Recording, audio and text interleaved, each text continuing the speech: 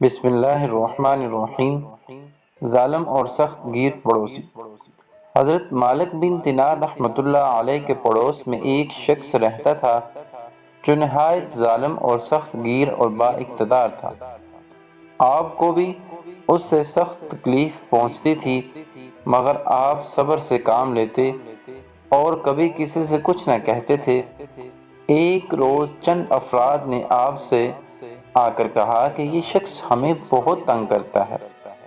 آپ اس کو سمجھانے کے لیے گئے تو اس نے کہا، آپ جانتے ہیں کہ میں بادشاہ کا خاص آدمی ہوں، کسی کی مجال نہیں جو مجھے کچھ کہہ سکے۔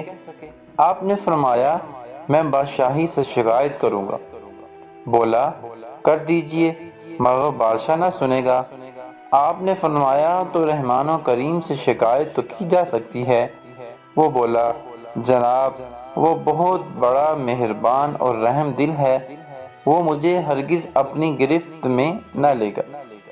مجبور ہو کر واپس چلے آئے، مگر اس کی مظالم حد سے متجاوز ہو گئے، اور کچھ لوگ پھر اس کی شکایت لے کر آپ کے پاس آئے۔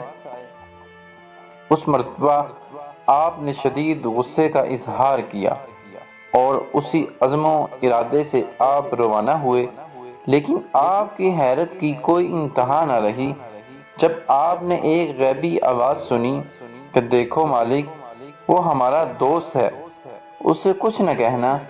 آپ اس کے پاس پہنچے تو بولا، اچھا، اب آپ پھر دوبارہ میرے پاس آئے ہیں؟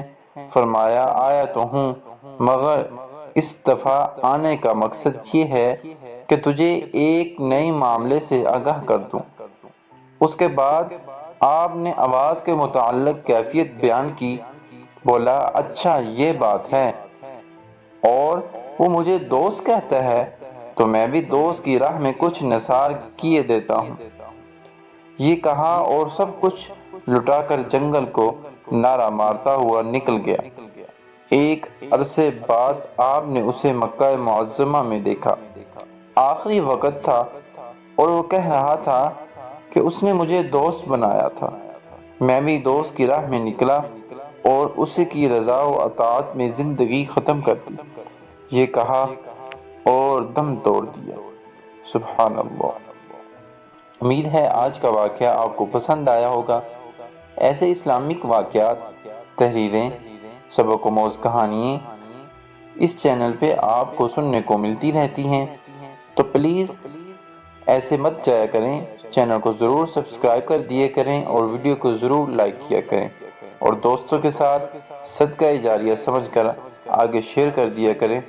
اس سے تو آپ کو کچھ نہیں جائے گا، میری حوصلہ افزائی ہو جائے گی اور آپ صدقہ جاریہ بن جائیں گے۔ تب تک کے لیے اجازت دیں، اپنا بہت سارا خیال رکھیے گا، مجھے دعاؤں میں یاد رکھیے گا۔ اللہ حافظ۔